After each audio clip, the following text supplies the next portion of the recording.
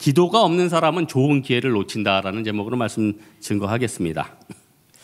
우리 최근에 우리 그 새벽 설교가 우리 목사님께서 역대상하를 쭉 하고 계시죠. 이제 역대하 거의 다 했는데 역대상하는 다윗 왕국, 솔로몬 왕국, 그러니까 유다 왕국의 역사만 기술됩니다.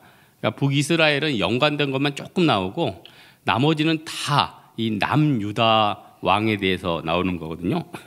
그 말은 무슨 말이냐면은 그나마 이스라엘의 남왕국에는 선한 왕이 몇 명 있었는데 이 북왕국에는 모든 왕이 다 악했다는 거예요. 좀 심하게 얘기하면은 북왕국에서는 하나님께서 이가보 표대를 옮겼다는 거죠. 그러니 그 집단에서 살았던 그 백성들과 거기 있는 사람들은 얼마나 불쌍합니까? 그러니까 어느 집단이나 어느 나라나 어느 조직에 속한다는 게 너무 중요한 것 같아요. 내가 어느 교회 다니느냐, 어느 직장에 다니느냐, 어떤 친구와 교제하느냐, 이거 너무나도 중요해요. 이 오늘 악한 북이스라엘 요아스 왕이 좀 11절에 보니까 모든 죄에서 떠나지 않았다고 하거든요. 그런데 이렇게 얘기해요. 16년이나 통치했다. 16년이면은 굉장히 긴 시간이지만 우리 어르신들 정도 되면은 5년이 10년이 그렇게 긴 시간이 아니라는 걸 깨달을 것 같아요. 왜냐면은 금방 지나가거든요. 5년 하면 여러분 5년 전이 언제입니까? 2014년, 15년 아니에요? 그러니까 5년이라는 시간은 금방 지나가는 거거든요. 그렇다면은 우리가 작년이면은 우리 남은 시간들을 정말 잘 쓰고 또 기도의 열매를 거둬야지 내 인생이 나중에 후회가 되지 않겠습니까? 근데 오늘 요아스 왕은 어떻게 보면 이 10년, 16년 동안 요아스 왕뿐만 아니라 이스라엘 왕들이 다 이렇게 열매를 못 거뒀다는 거예요. 왜 못 거뒀을까요? 예배가 없고 기도가 없고 그러니까 열매를 못 거뒀겠죠. 근데 오늘 신기한 게 이 악한 왕이라는데 14절에 보니까 엘리사가 죽을 병이 들매 이제 곧 엘리사가 죽습니다. 근데 평생 이 엘리사를 죽이려고 한 왕이 갑자기 눈물을 흘리면서 내 아버지요 이스라엘의 병거와 마병이요. 좀 이상하잖아요. 평생 죽이려고 했던 사람인데 왜 갑자기 이스라엘의 병거와 마병으로 이렇게 외쳤냐는 거예요.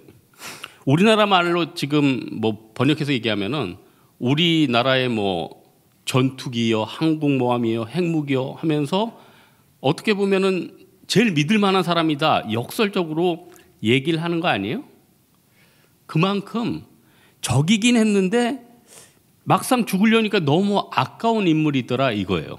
그러니까 사울왕도 사무엘을 참 싫어했어요. 왜냐하면 자기한테 거친 얘기만 하니까. 그러니까 사무엘이 나중에 입을 닫아버렸죠.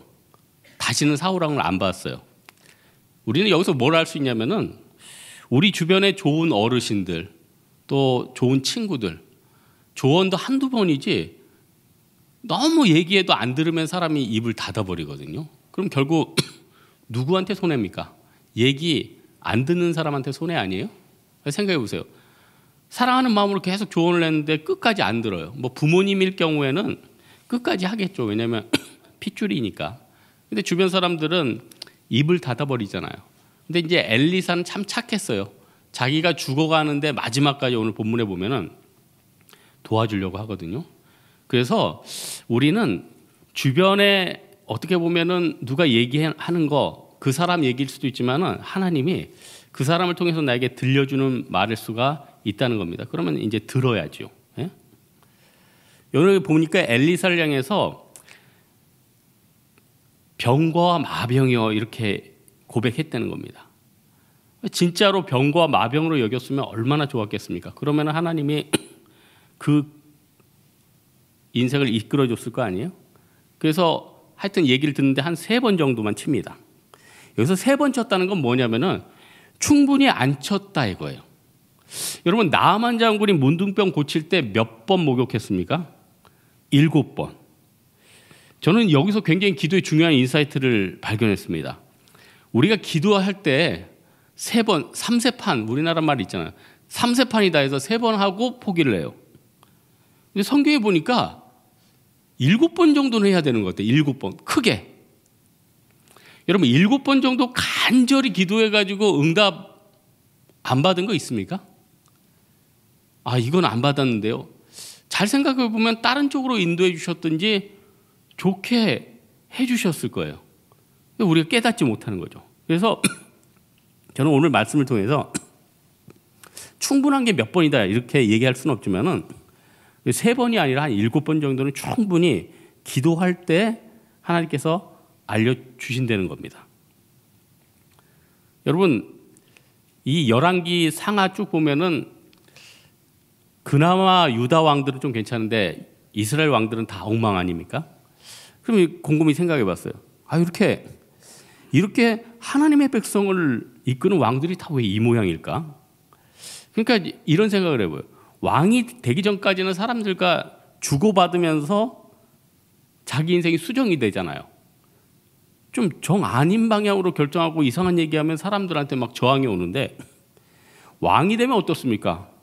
누가 말하기가 힘들어요.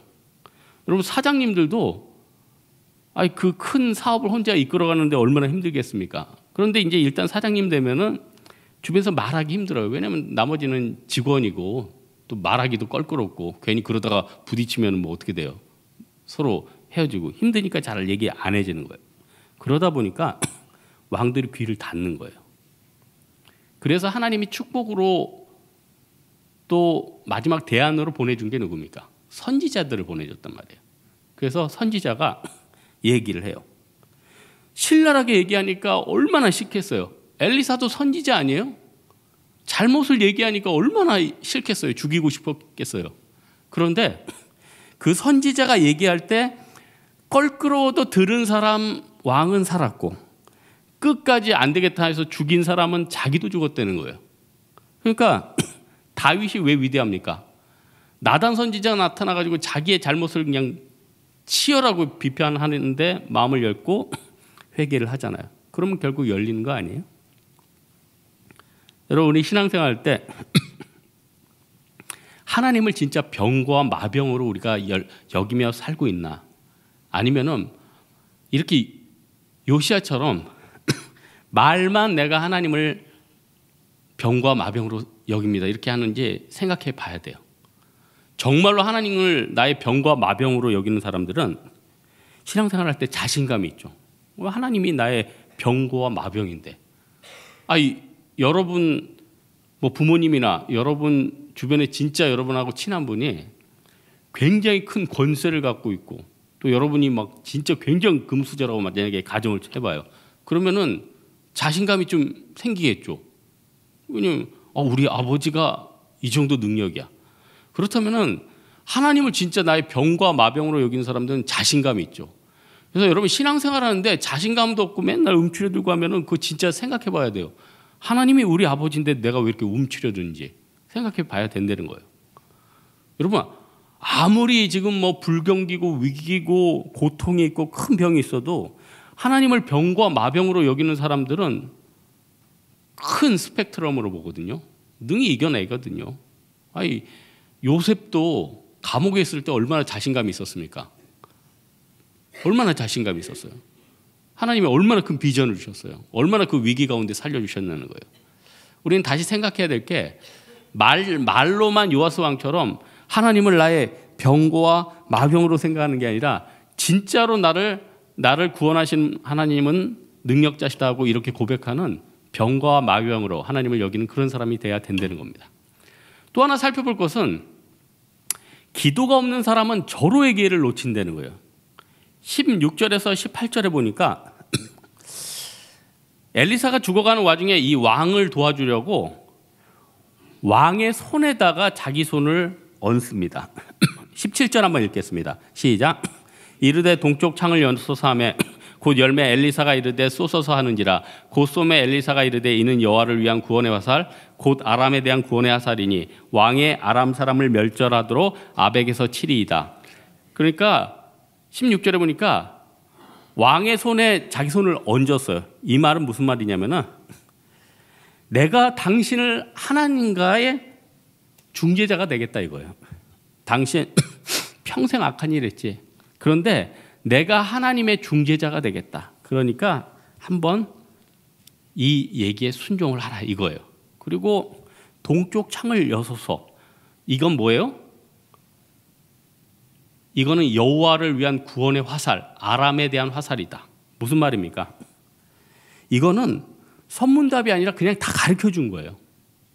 이걸 쏘고 내 말에 순종하면은 너의 인생과 너의 나라의 구원이 있을 것이다. 마지막 기회입니다.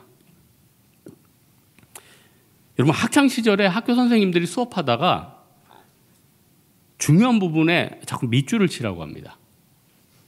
그리고 별표를 치라고 그래요. 그럼 저는 수업 시간에 굉장히 짜증이 났어요. 왜 이렇게 고요히 수업을 받는 나에게 왜 이렇게 줄을 치라고 그러고 별표를 치냐. 대부분 학생들이 그러죠. 근데 영이 트인 애들은 요거 시험 문제 나오겠구나 깨달아요.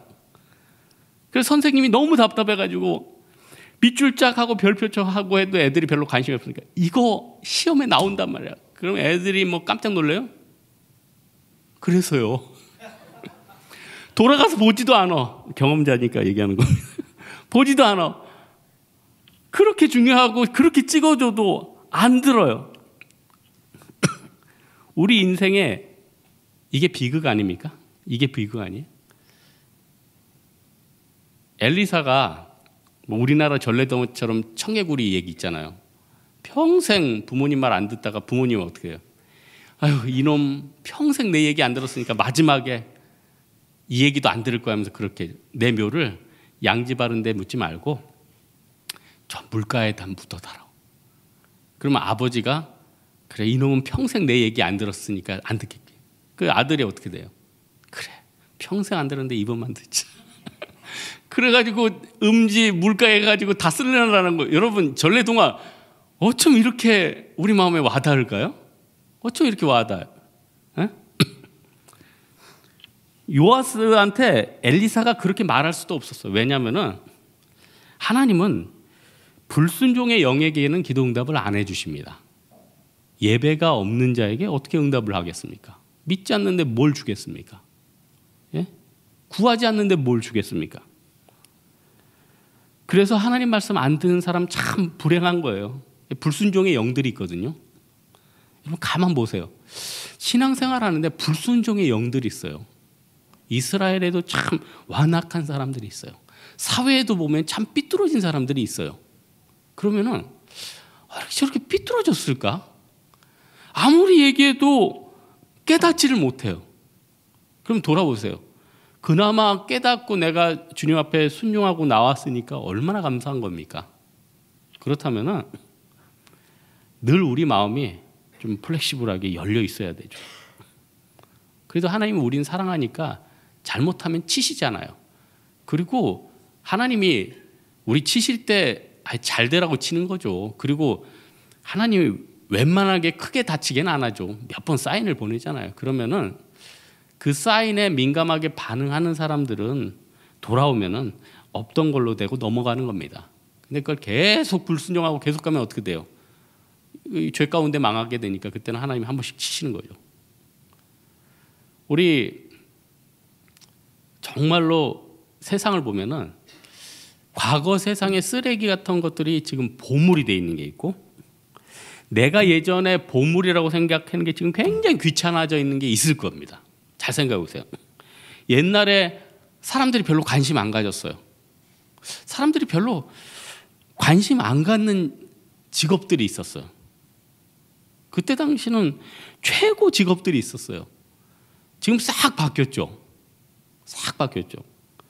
제가 학창 시절 때 학원 선생님들이 그냥 진짜 1년만 수업을 하면은 뭐 그때 당시에 어마어마했죠. 그러니까 학교 선생님들이 학원 선생님으로 많이 나갔어요. 그리고 나서 한 5년, 10년 되니까 어떻게 돼요? 좀 약간 학원 시장이 약간 양극화가 되니까 그때는 이제 또 안정적인 거예요. 옛날에 교사들이 힘들었는데 그게 또 안정성이 있으니까 올라가는 거예요. 바뀌어요. 옛날에 별거 아니었던 물건들이 지금 어마어마한 가치를 나타내는 것도 많습니다. 이거 사실 우리 인간이 어떻게 구분을 하겠습니까? 여러분, 유행하고 트렌드의 큰 차이가, 트렌드는 인간이 캐치할 수 없는 거래요. 유행은 뭐 영향력이 있는 사람들이 만들어갈 수 있는데, 트렌드는 누가 만들 수가 있는 게 아니에요. 그냥 사람들이 생활하다 갑자기 동시에 눈이 떠지는 게 이게 트렌드래요. 그걸 누가 알 수 있죠? 하나님이 알죠. 그러면은 하나님 앞에 우리가 기도하면 하나님 보여주실 거 아니에요. 요셉이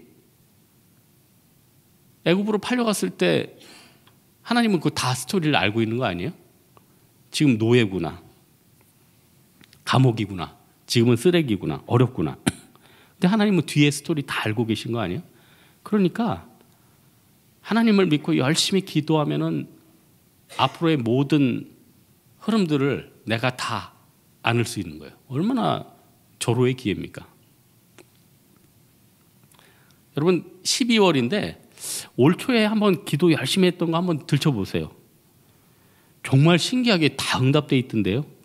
그렇지 않습니까?